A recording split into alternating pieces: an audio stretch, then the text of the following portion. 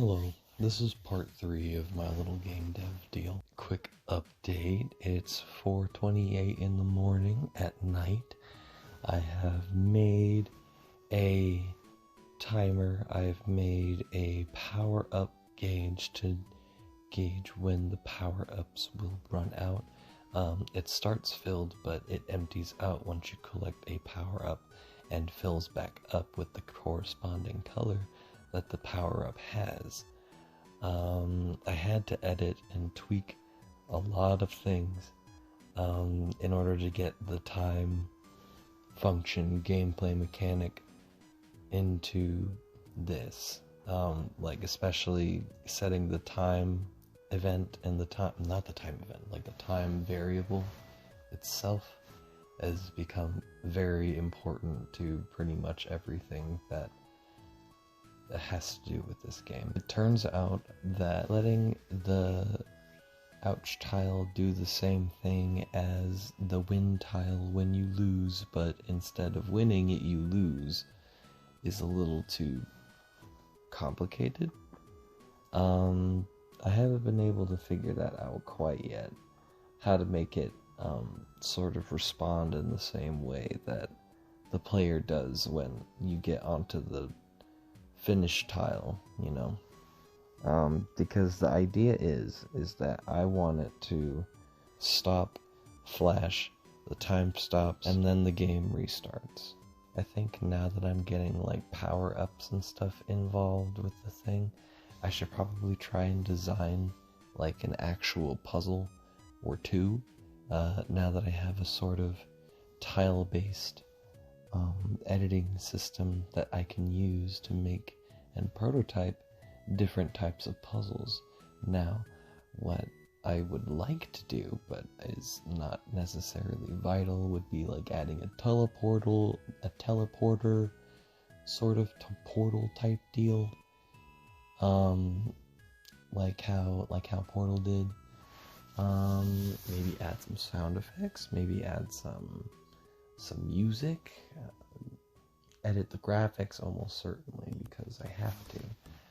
Like, it looks fine. It's a prototype, you know? Like, this is what it's supposed to look like before you add anything final to the game itself.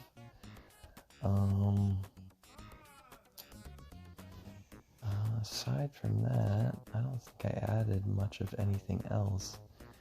I'm going to put some notes onto the actual structure of the event sheet itself, like how I did with everything else, just so that I'm keeping tabs of what my thought process is throughout this entire project.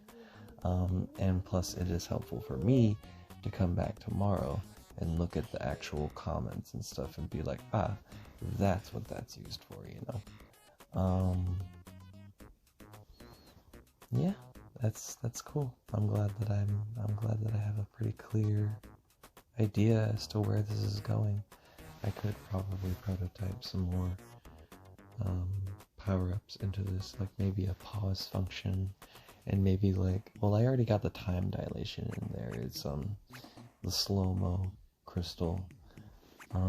It decreases the rate of which the time decreases by I think a half.